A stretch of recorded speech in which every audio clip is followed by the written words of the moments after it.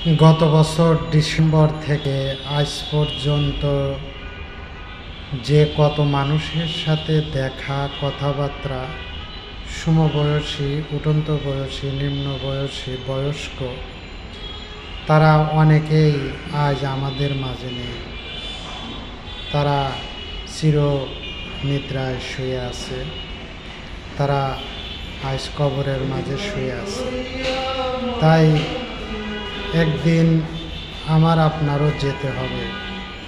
তাই এই বছরটার মধ্যে আমরা সবাই কতটুকু ভালো কাজ করলাম, কতটুকু মন্দ কাজ করলাম, সব কিছুই যোগ বিয়োগ করে দেখতে হবে।